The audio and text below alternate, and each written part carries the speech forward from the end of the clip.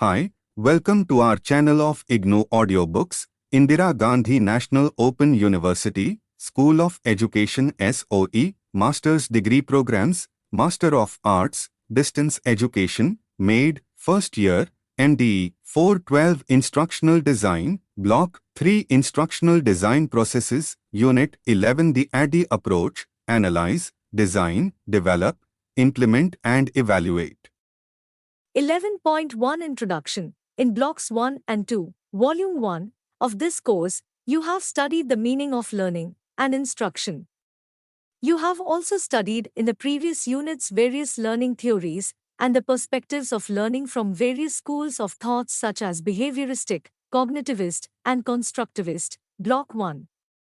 Besides, you have also studied various theories and models of instructional design, Block 2. These models of instructional design help you to acquire information, skills and attitude through a plurality of approaches, methods and techniques. These methods have a positive effect on the learners, including the way they learn. Therefore, no single model, method, approach and technique best suits all situations. Hence, there is a need to explore and use a variety of models to facilitate students' learning. Even these may differ from unit to unit, subject to subject, while addressing a heterogeneous group of learners. This demands the need for selection of approaches of instructional design. In this unit, we have discussed the ADDIE approach of instructional design. They are Analyze, Design, Develop, Implement and Evaluate, ADDIE. You will also learn about Adaptation to ADDIE approach, Rapid Prototyping, 11.2 Learning Outcomes. After going through this unit, you should be able to times define instructional design, times identify different phases in ADDIE approach, times describe the analysis phase, times explain the design phase, times describe the development phase, developing materials and writing a storyboard, times explain the implementation and evaluation phases, and times differentiate between classic design approach and rapid prototyping approach. 11.3 Instructional Design, IDE, Approach, ADDIE. Instructional design is a process for the design of learning situations, and there are common tasks involved in most of the models available or on practice. The instructional designers and trainers use instructional design for different purposes. Whether it is designing a face-to-face or distance education or online course, a lesson plan for students of a particular class, writing a media script for the production of a program, audio, video or film, and designing multimedia script or storyboard for multimedia packages and learning objects, instructional design is commonly used. Certainly, the effectiveness of a program or a course, a unit, a lesson plan, script and storyboard depends on the type of instructional design selected and developed for the purpose. A good instructional design certainly influences the learning environment and helps to enhance the quality of education in general. Instructional design is a systematic process for facilitating human learning. The process of instructional designing includes steps such as analyzing the learner's profiles, listing the instructional objectives and goals, development of materials, planning of intervention, to facilitate transfer of learning. Therefore, instructional design is the process of maximizing the effectiveness, efficiency of instruction and other learning experiences. This process consists broadly of determining the current state and needs of the learner, defining the end goal of instruction, and creating some intervention to assist in the transaction of learning. There are many instructional design models, Ref.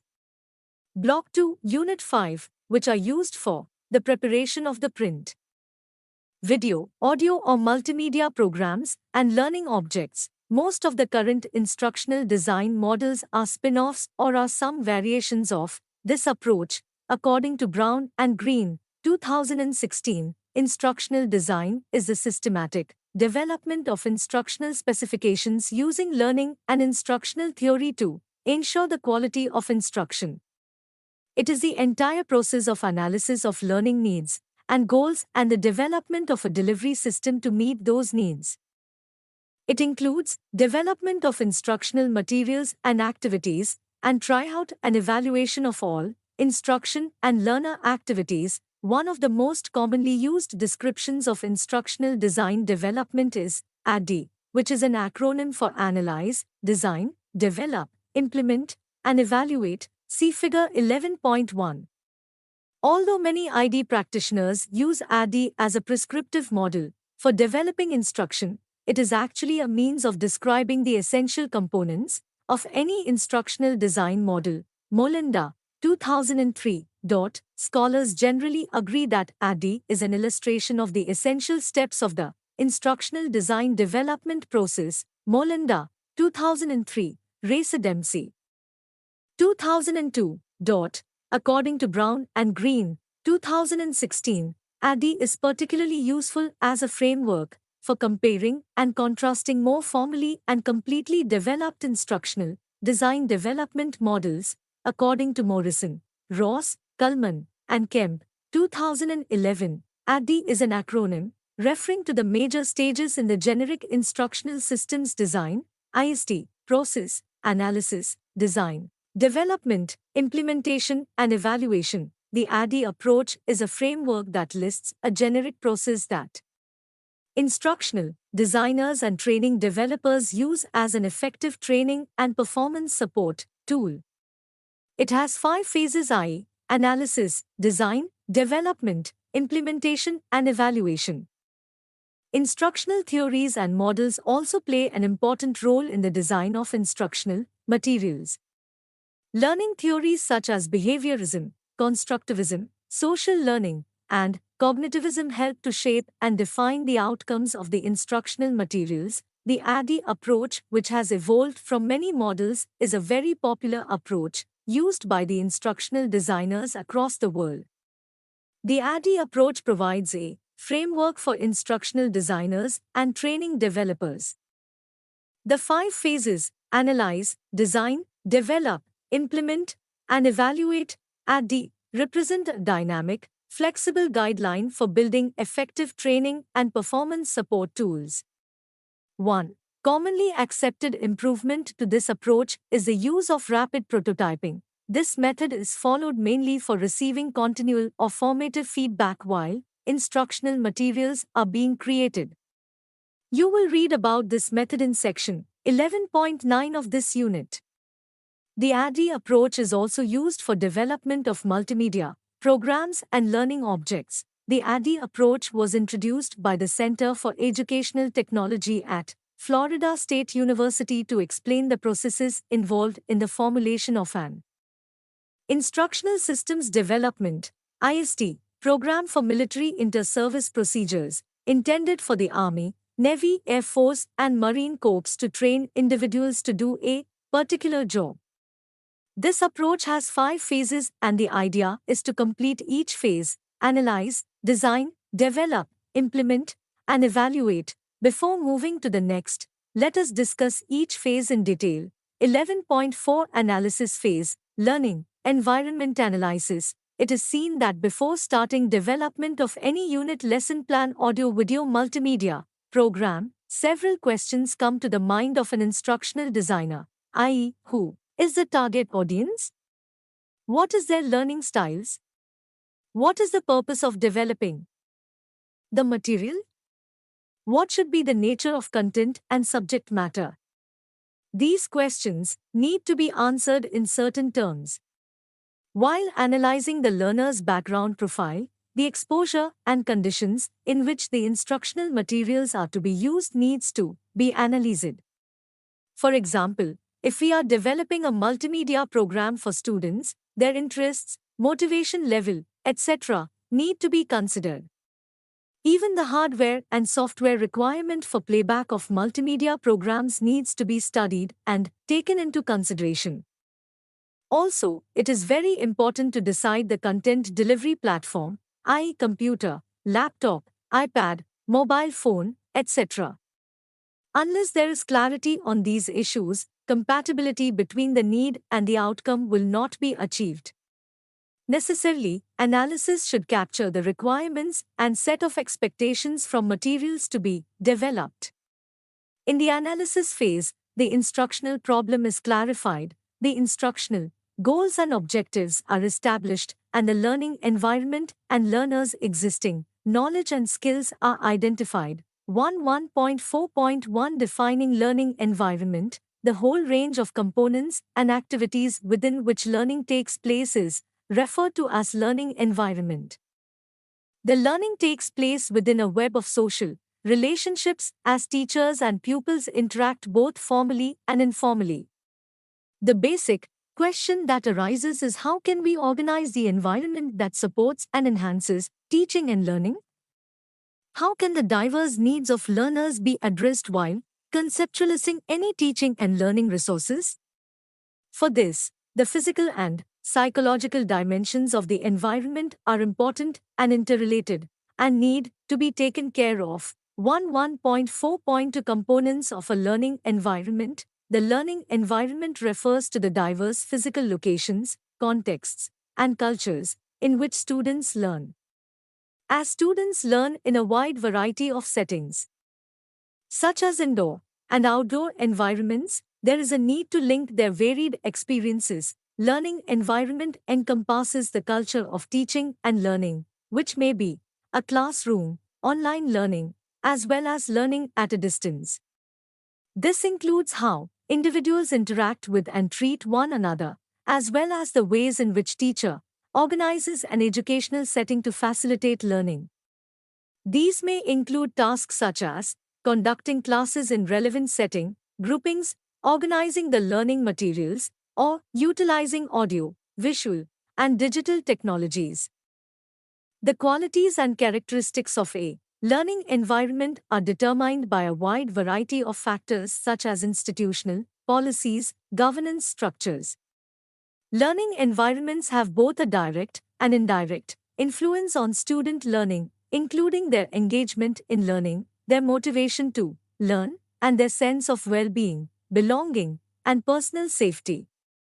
How learners interact with the other learners and with their peers may also be considered as key aspects of a learning environment. So, while designing any instruction for a target audience, the collection of data pertaining to learning environment should include the following components in the analysis phase.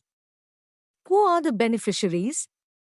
Individual group, whether they are in formal, non-formal, informal system, whether supported with a facilitator or a peer learner.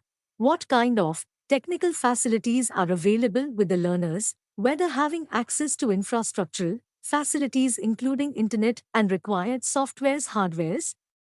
If yes, what specifications and other socio-cultural aspects will help the instructional designer in finalization of the design? In other words, learning environment facilitates student-centered learning, collaborative work, discovery and innovation, information exchange, active and inquiry-based learning, critical thinking and performance assessed by teachers, members, peers and self. The learning environment needs to be decided keeping in mind the characteristics of learners. Hence, information related to the learners, academic levels, and other attributes like skills, motivation, language competency, learning styles, and special needs should be gathered and accommodated in the material design. The needs of differently abled learners as well as learners from different backgrounds also should be considered while designing any instructional materials. 11.5 Design phase, designing of learning. After the analysis phase, let us now come to the design phase. The design phase deals with learning objectives, assessment instruments, exercises, content, subject matter analysis, and lesson planning and media selection. The design phase is where the instructional strategies are designed and media choices are made. The design phase should be systematic and specific. Systematic means a logical, orderly method of identifying, developing, and evaluating a set of planned strategies targeted for attaining the project's goals. Specific means each element of the instructional design plan needs execution with attention to details. In this phase, the activities are formulating learning objectives, identifying appropriate content, selecting suitable methods of delivery, and evaluating learning outcomes.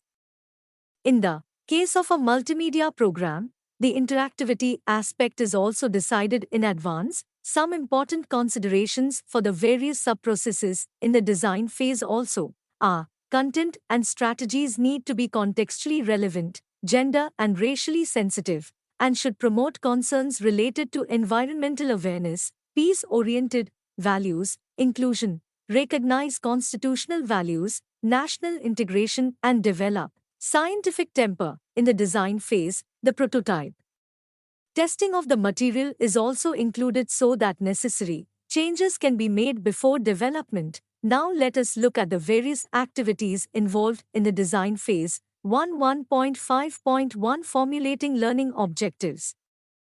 An objective is a statement of the intended performance of a learner. The performance identified is usually executable, observable, and measurable. Since the terminal performance refers to modified behavior of the learner, an objective is also termed as behavioral objective.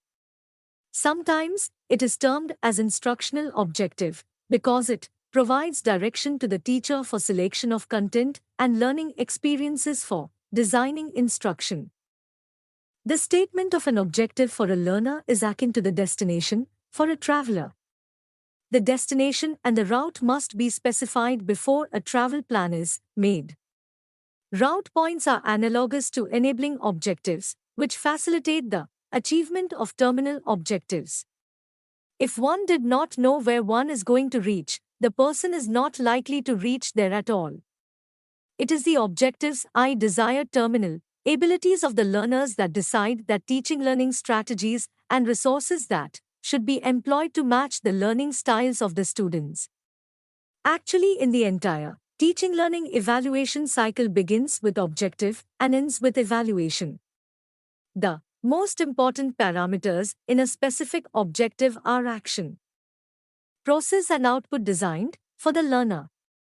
Therefore, objectives need to be formulated carefully and should cover the cognitive, knowing, affective, feeling, and psychomotor doing skill domains of learning.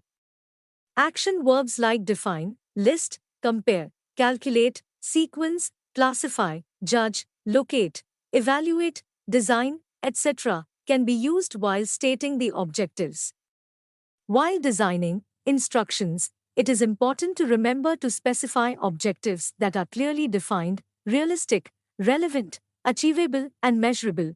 Refer Unit 13 of this block. 1.5.2 Identifying appropriate content. The identification and selection of appropriate content is an important step in any instructional design process. Content analysis needs to be carried out and content, which is difficult for learners, needs to be identified. The sequencing of the content and its structuring needs to be done logically. There is a need to ensure that the content is relevant, appropriate, and follows the pedagogic principles. Hence, content needs to be designed from simple to complex, known to unknown, concrete to abstract, general to specific. The following parameters need to be kept in mind while identifying and selecting the appropriate content.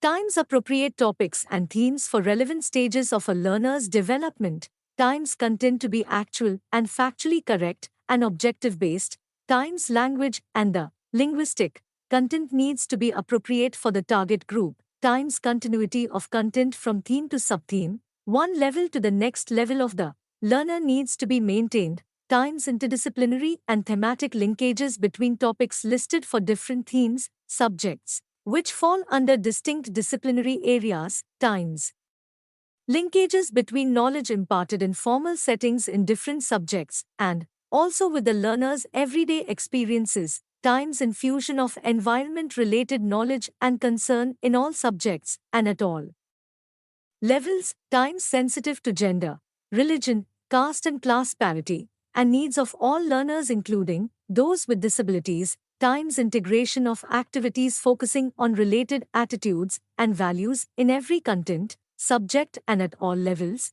Times ensures aesthetic sensibility and values by integrating the arts and heritage of crafts, In every aspect of the content selection, it must be ensured that the content is pedagogically structured and in consonance with the learner's profile, their age, level, interest, background, and learning styles. 1.5.3 Selecting suitable methods of delivery. The next step is to select a suitable method of delivery of the content after identifying the content. The content delivery mechanism may differ with nature and the level of learners. In the context of open and distance learning, the content is delivered through print, audio, video, and multimedia. For example, an audio program developed for learners of music course will be more appropriate, whereas in the case of social science course, the delivery can be through a lecture or panel discussion or through printed materials. The method of delivery should be suitable for learners as per their needs. Therefore, the learner profile needs to be kept in mind while selecting the suitable methods of delivery of content. Their age, attention span, interest, learning styles are very important to be considered while designing instruction for different media. Other methods of delivery like documentary, docudrama, features, role play, case studies, etc. can be thought of for inclusion. For example, in case of designing a multimedia program, suitable media, i.e., audio, graphics, animations, simulations, etc. need to be embedded within the presentation of content. A media mix of printed materials in combination with audio, video, graphics, animations, games, quizzes, puzzles, interactivity, etc. is appropriate and engaging for learners of various age groups. The constructivist methods like discovery, problem solving, project method, observation, demonstration, and collaboration can also be adopted. 1.5.4 Evaluating learning outcomes. Instructional design is concerned with the preparation of appropriate learning design for a meaningful and effective learning environment. Evaluation should be a way of assessing whether the intended learning objective has been achieved at the end of learning process. This also provides credible feedback on the extent to which learning has taken place. Therefore, at the design phase itself, appropriate evaluation strategies need to be specified and inbuilt in the design itself. Such provisions in the form of practice, games and quizzes, pre-tests, post-tests, remedial measures, etc. infused with the content and methodology are needed. In other words, the goal at this stage is to evolve a learner evaluation scheme that includes a variety of assessment techniques that are consistent with the learning objectives. Refer Unit 13 of this block. Finally, it is important to remember that the design phase also underscores steps for prototype testing. For example, if a series of 20 multimedia videos are to be produced on pollution, then a prototype program on pollution needs to be designed for testing in terms of storyline, language, presentation formats, methods used, content coverage, pacing, music, sound effects, overall treatments. If the prototypes are found to be effective and liked by the target group, then mass production of such program series can be planned. Therefore, the plan for field testing of the prototype with the target audience and experts need to be finalized at this stage. 11.6 Development phase. Now, after the analysis and design phase, it is time to actually develop the instructional materials. This is the phase where instructional designers and developers create and assemble the content assets that were decided in the design phase. In this phase, storyboards are created, content is written, and graphics are designed. If e-learning is involved, programmers work to develop and/or integrate technologies. Testing performs debugging procedures. In this stage, the script lesson plan storyboard is written, multimedia is produced, process documentation is done, and formative assessment of the produced program is carried out. The project is reviewed and revised according to the received feedback. 1.6.1 Instructional design and materials development. The development phase is as varied as the selected media, the instructional strategies specified, and the content outlined.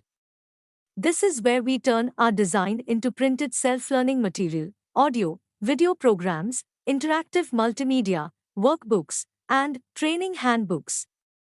The content is carved out based on the instructional strategies and actually produced for the selected media. There are three broad types of development processes based on the type of delivery method that is selected: print, electronic, or face-to-face training. As an instructional designer, you may be involved in the development of materials of a course or a program. Developing print media such as self-learning material and workbooks usually involves a team which includes instructional designers, course writers, language editor, format editor, copy editors, graphic artists, photographers, page layout artists, and proofreaders. Depending on the size of the organization and the nature of the course, there may be additional specialists, or some of these roles may be combined in a single individual. Electronic delivery systems, such as video and multimedia, require a different development process to a certain extent, though the system as a whole is analogous to the development of print media. Again, nearly all projects involve a team which may include instructional designers, producers, directors, storyboard artists, script writers, set designers, computer graphics designers, and animation artists, videographers, sound technicians, lighting technicians, actors, video editors, computer programmers, program evaluators, and duplication and distribution people. Similarly, many of these roles may be combined and can be administrated by an individual for a small project, and many additional people may be involved in a large project. Your instructional designer can play roles ranging from writing lessons to supervising or managing an entire project. 1.6.2 Stages of developing instructional materials and writing a storyboard. The process of material development, print or e-materials, is a crucial step in any instructional design process, which involves the following stages: times development of a storyboard, times preparation of concept map, times finalization of detailed content analysis and content generation, times selection of instructional strategy, times selection of media and designing a media mix, times selection of appropriate mode of multimedia, times development of multimedia packages, times preparation of achievement test. The process of finalization of detailed content analysis, preparation concept map, and formulation of objectives along with development of material have been discussed earlier. In this subsection, let us focus on writing a storyboard for a multimedia program. Let us see what is a storyboard and what are the components of a storyboard. A storyboard is a document that contains a sequential and detailed description of the screens that will constitute the instructional design of a multimedia program. A storyboard is referred to by the entire project development team to deliver successful learning experience through multimedia. The storyboard specifies the development responsibilities for each member in the team. Therefore, minute and precise detailing of every screen is critical and important in storyboarding. Writing and execution of the storyboard is teamwork, hence the development team is constituted by instructional designers, graphic artists, subject matter experts, programmers, managers, language experts, and clients. Further, the multimedia storyboard needs to have a media mix and user interface design to facilitate navigation. The components of a multimedia storyboard are given as below: 1. Text, 2. Audio, 3. Video, 4. Graphics, 5. Synchronization, 6. Animation, 7. Interactivity, 8. User interface design. The multimedia storyboard needs to have identifiers such as subject, title, subtitle, topic, section name, screen number, document version for the convenience of the learners. The user interface design should have a color scheme, screen layout, arrangement of title bars, navigation buttons, text, and graphics, etc. The on-screen text screen titles, instructional text, content text, titles of labels, buttons, graphic, and text embedded in. Graphics animation need to be integrated and synchronized with audio and video. Precautions may be taken to follow precise and crisp writing, consistency in terms of font type, size, alignment, and having clear visibilities and readabilities. A multimedia needs to house a variety of resources, i.e., images, sketches, collage, illustrations, diagrams, flowcharts, concept maps, screenshots, maps, text balloons cutouts, animated characters, graphs, and mascot, etc. However, verification of alignment, size, color combination, placement, and overall impact needs to be monitored. Interactivity is a key to the success of any multimedia, therefore, it needs to be planned specifying the user actions and the relevant responses because it arouses interest among learners and provides scope for feedback. The storyboard is prepared based on the set, objectives, and defined instructional strategies. 11.7 Implementation phase. There are a number of issues involved in implementation phase. In case of print-based instruction, these issues are duplication and distribution, the receiving audience, the reusability, the workability, the updating of the document, and making sure that all revisions are made in the final copy, and information used from various sources, each copyright-free and ready for reuse, and acknowledgement of sources is properly done. In case of electronic instruction, most of the things are similar to that of print-based instruction. A few issues are additionally taken care of, like the workability compatibility of the software on various platforms within the organizational framework. In case of incompatibility, the access of required hardware and software for the learners must be provided so that they can use the available resources, audio-video, without any trouble, and in case of any difficulty, proper assistance should be available. While print-based and electronic instructions are designed as standalone materials, training of the implementers perhaps poses the greatest challenge in the implementation phase. Who will coordinate scheduling of facilities, trainers, and participants? Will training take place in a central facility or out in the field? How will the trainees and/or participants commute from the venue to residence and back? How will the workshop materials reach to the site? Will the trainers need any specific equipment? Will they need technical support on site? Will they need logistics? The implementation phase is necessarily interwoven with evaluation. As learners receive the instruction, we need to know whether they like it, whether they are learning from it, whether they are using it, and whether the materials are making any difference in their levels of learning.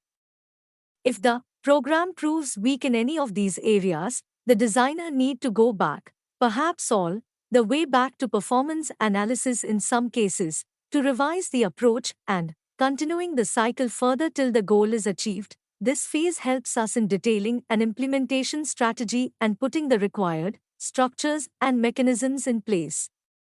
Taking a holistic view of presenting the multimedia as a solution to a learning problem, a quality assurance mechanism must provide guidelines and indicators for both these stages. A comprehensive strategy document, an instructional manual, a roadmap for execution, or an appropriate and realistic timeline for implementation will help in effective and efficient delivery of any instruction. 11.8 Evaluation phase. Evaluation of learning. Evaluation is an integral part of instructional process. It involves three basic steps. They are 1. Identifying and defining the intended learning outcomes, 2. Constructing or selecting tests and other evaluation instruments relevant to the specified outcomes, and 3. Using the results to improve learning and instruction.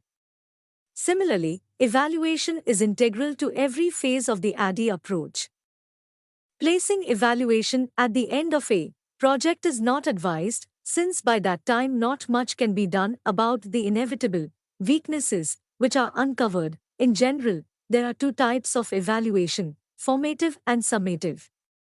As their names imply, we conduct formative evaluation during the analysis, design, and development stages of the project, and a summative evaluation during or after the product or program implemented. Formative evaluation varies depending on the type of instruction we have created. For instructional products, either print or electronic, the rapid prototyping method, coupled with usability and learning ability testing, can be applied. Prototypes are partial realizations of end products. They can take the form of outlines, storyboards, mock-ups, simulations, or simply preliminary versions of the product with partial implementation of either features, content, or both. Software developers often have quality control departments that specialize in usability testing, as well as software bug testing. Refer Unit 15 of this block. Formative evaluation for instructional program development is usually a little different. In the case of school classrooms and other ongoing training programs, new lessons or units can be piloted as parts of a larger programs. Plugging a new module into an existing curriculum for a while can give some idea of how well the new instruction will work. Entirely new workshops or courses may need to be piloted with small groups, with intensive evaluation and revision before their wide distribution. Summative evaluation is aimed more at demonstrating to sponsors how effective a finished instructional product or program is. The tools of summative evaluation include both quantitative and qualitative methods. Quantitative methods include standardized and custom-made achievement tests, attitudinal surveys, and questionnaires, etc. Qualitative methods include case studies, peer or supervisory reviews, and many more. If formative evaluation is well planned and executed, and the results are used to adjust the design and development of the product or program, the results of the summative evaluation should be a foregone conclusion. Emphasis on formative evaluation at every stage of the ADDIE approach is a key to success. Evaluation phase covers various aspects related to the instructional, visual, technical, design, pedagogy, and costs, etc. A framework has to be developed for effective assessment while ensuring adequate budgetary provisions are made for the same, and one that allows both formative and summative evaluation. Prototype testing thus would form an important step right from the design stage itself. Purpose of learning assessment. Assessment is done to determine the progress and is used as an activity to measure student learning and other aspects. We assess people in terms of their learning and achievements.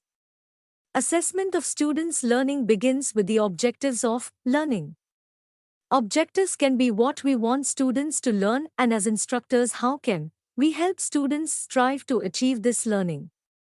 Assessment is most effective when it reflects an understanding of learning as integrated and revealed in the performance of the learners over time. Through assessment, educators meet responsibilities to students and to the public. However, assessment should not be done just for the sake of justification of program, but more importantly to make certain that they are giving the best opportunities to students. See Block 3, Unit 15, Section 15.3, 11.9 Adaptation to the ADDIE approach. Rapid prototyping. Prototyping is a method of production usually applied for automobiles, architecture, animation, and software development. Rapid prototyping is a production strategy that requires starting with a very sketchy idea that evolves through multiple prototypes to arrive at a finished piece. Rapid prototyping is a different approach to the design and development of instruction.